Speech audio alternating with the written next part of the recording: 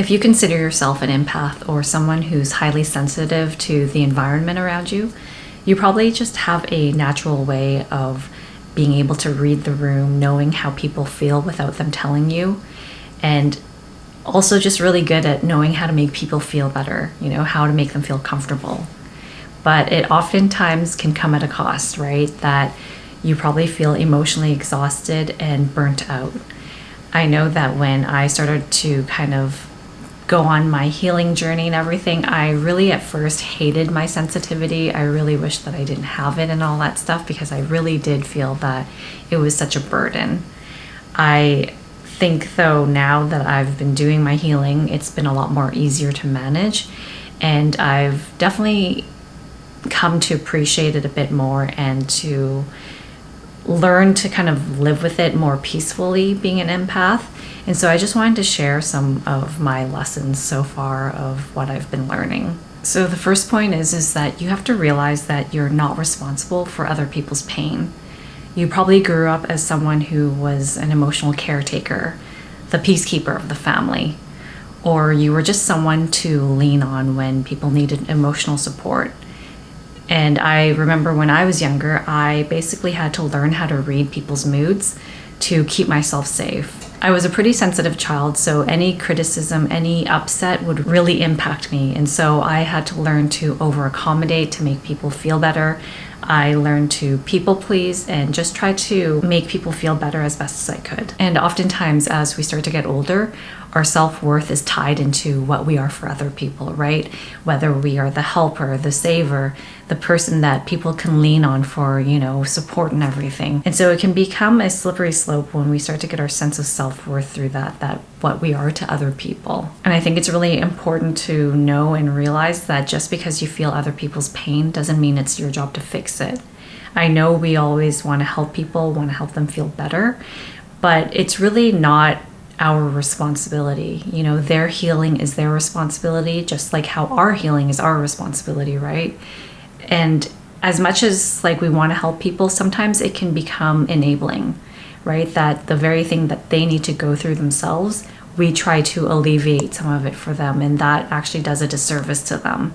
And so the best bet is to basically just give them space to kind of handle it, and we can be in that space with them. I remember when I was younger, friends would come up to me to talk about, their struggles and things that they were kind of feeling challenged with.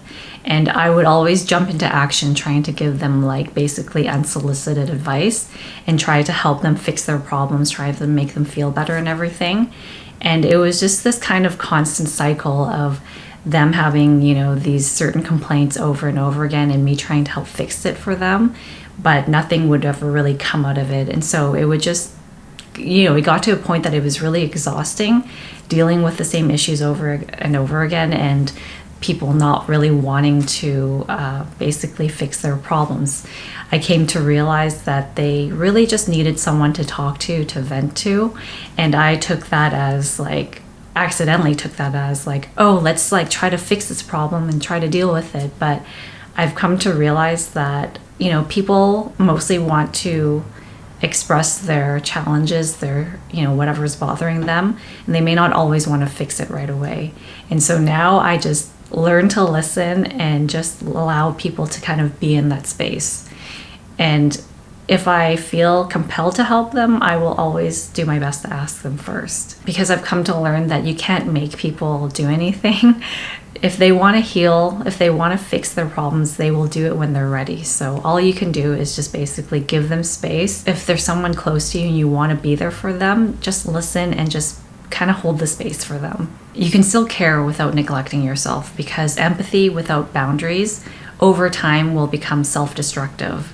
And that leads me to my next point, which is that boundaries are not mean. You probably struggle with this a lot because you don't want to hurt people's feelings. But overextending yourself at the cost of your well-being does not necessarily make you a good person.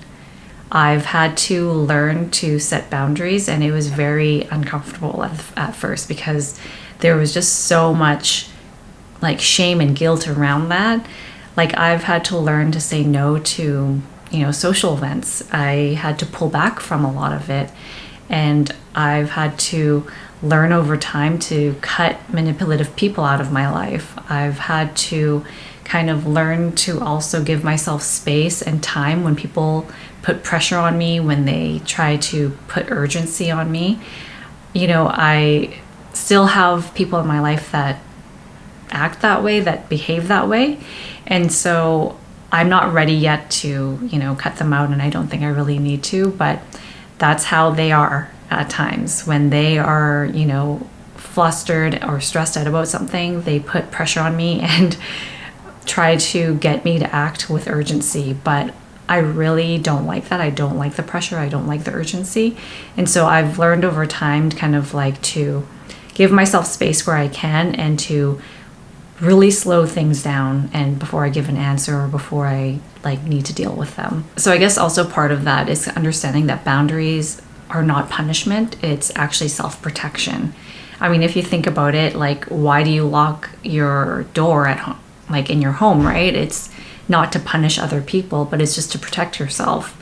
And so I feel like that's the exact same thing here, that boundaries are to protect ourselves so that we could just basically manage our energy better and to manage our, our capacity to deal with people and to deal with life. And I think it's really important to know that you are allowed to say no without feeling guilty. The right people will respect your boundaries and not punish you for it. And the people that do punish you for having boundaries are a big red flag, that probably they are more manipulative type of people that use your own emotions against you. And so you should really look into that. But like I said, the right people will respect your boundaries and not punish you for it. And I think this is where a lot of empaths really get worked up about boundaries, is that it just stirs up a lot of guilt in us, right?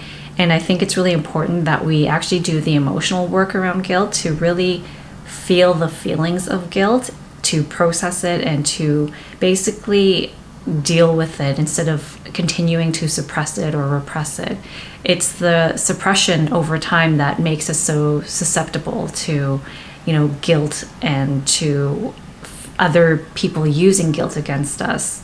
But it's only until we start doing the work of processing our own guilt around boundaries that we will actually be able to have boundaries guilt-free. At least that's been the case for me. As I've been doing my inner work around guilt and all that stuff, I feel a lot less guilty around saying no, around, having boundaries.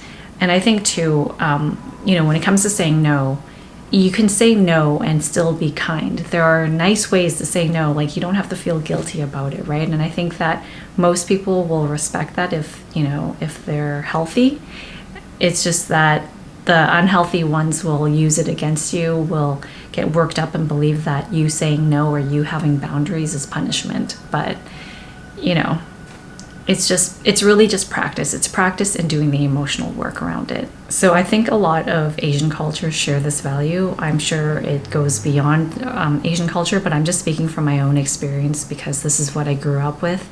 I'm Vietnamese, and so we have this value of, respect your elders culture. Basically, you're just supposed to respect all the people, all the adults in your life without question almost. And so it's kind of this authoritative, do as I'm told kind of attitude where, we are taught not to question anything, not to talk back, not to, have your own opinion essentially. And so I think it's really challenging because growing up, I struggled a lot with that. I had trouble with authority in the sense that I just felt like they were all incompetent and yet they were, that I was supposed to listen to them without question, and that really frustrated me.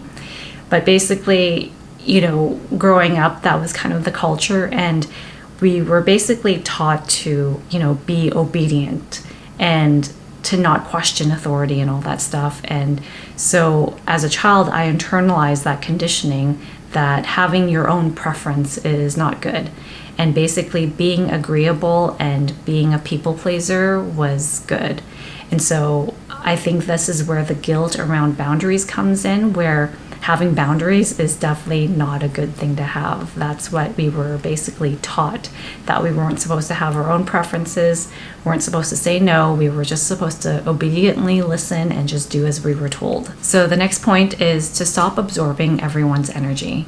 If you've left a conversation feeling drained, or you felt like you've taken on someone's anxiety, or even felt guilty saying no, your nervous system is probably quite overwhelmed. I remember I used to be so disconnected from myself. I didn't know that I was even taking on other people's energy and that I was taking on their emotions. I honestly thought it was all mine. That was how unaware and disconnected I was. And because I was taking on all that energy and emotions and everything, I felt really uncomfortable with it. I felt uncomfortable with all those negative emotions. And so I would basically just, out of automatic reaction, just try to make people feel better, try to be a people pleaser, and just try to do whatever I could to fix it, I guess you could say. And obviously it became exhausting, and it really didn't help the situation, but it was just because of my own uncomfort of feeling those emotions that didn't belong to me, not realizing it, that I was always trying to jump into action and to try to make things better. And so you just have to realize that not every emotion you feel belongs to you. You have to learn to separate what's yours and what's other people's. And I've had to, learn to allow myself a lot of alone time to basically reset and to limit the amount of draining people I have in my life. Those two factors really made such a big impact in my life in such a positive way. But I think the most important part, though, for separating your emotions from other people's emotions is by doing the inner work. And I know I'm going to say this like a broken record, but emotional work is really important for healing, for basically just bringing awareness to how you feel inside and to be able to deal with the world. How you separate your emotions from others is by becoming aware of your own emotions first. Basically, at the beginning, when I lacked awareness to my own emotions, there was no self-containment to it. Everything was permeable, my emotions, other people's emotions. I was just taking it all in without realizing that there is, there should be a separation between the two. But basically, by becoming aware of your own emotions and by, building that baseline within you, you start to, over time, start to learn and realize the patterns of how you feel, what your baseline is. And then once you start to become aware of that, you can start seeing what's yours and what's other people's, because now you are aware, right? Basically, you want to become so aware of your own emotions that you know what your baseline is. That is the goal for becoming aware of your emotions. At the same time, you also want to start processing your emotions. You want to start feeling the feelings fully, and that's the way to process it. And so over time, it's like strengthening your muscle. It just requires practice and repetition over time. But at the beginning, it will be very uncomfortable because we've been running away from our emotions for most of our lives, and now we're starting to deal with it. It'll probably be uncomfortable at the beginning. But like I said, it just gets easier once you do it over and over and over again. When you start to do this inner work and start to build a baseline for yourself, you can become very aware of what's your emotions and what is other people's emotions. You want to basically get to a point that you start to be able to observe other people's emotions, but not absorb it. So I think that's why it's really important to do our emotional work. So the last point I want to make is that you need to heal the part of you that feels responsible for other people's pain. Usually things like people pleasing, being over accommodating, trying to make people feel better, trying to fix things, that can oftentimes be a trauma response. And so another way to say this is basically hypervigilance to other people's emotions, to other people's needs, is oftentimes a survival mechanism from some sort of trauma that you may have experienced when you were younger. And so without healing, you're vulnerable to other people's unhealed aspects of themselves. So when I was younger, I struggled a lot with feeling rejected by my mom and by my extended family members. And this was before I even started school. And so my extended family was my first social group. And so feeling rejected, I had a fear around it. I didn't want to be rejected. And so I did my best to basically be a people pleaser, to be over accommodating just to gain approval. And I would try to be invisible and to basically be an obedient child to not make other people upset. And so that was kind of like the trauma that I went through to kind of create this, like belief that if I accommodate other people's needs, then I will have love, And so that was something that I needed to heal and to start doing the inner work for. And it was only until I started doing it that now I realized, I really did live my life in a way that was always looking for approval, always looking to be liked and to be a people pleaser. And so it started to extend outside of my own family into my friendships, into my work relationships, into romantic relationships. And so it was just a very dysfunctional and unhealthy cycle that happened. So it was just an exhausting cycle, and I was just constantly burnt out trying to be accommodating to everyone and to be liked by everyone. So despite hating my sensitivity at the beginning, I've came to realize that your sensitivity is a strength. It's just that we didn't learn how to protect it properly. We didn't grow up learning how to, have boundaries around it, how to take care of ourselves and manage our own energy, and learning to separate what's our emotions and what's other people's emotions, right? So healing only really happens when you stop abandoning yourself in the process of caring for everyone else. You deserve the same compassion that you give so freely to everyone else. So I think it's really important that we actually start being really selective about who we share our empathy with. I think it is really a strength to be highly attuned to the people that we care about. And I know it may seem closed off to kind of have like a self-containment of sorts or to have boundaries, but honestly, I think it's so worth it because life is so much better when you manage your energy better, when you know who to give your energy to and if they deserve it or not. I think just freely giving it all away is really detrimental to our health. And so I think we really do need to be really selective and use our discretion. So I guess that's all I have to say about that for today. So thank you so much for watching, and I will see you next time.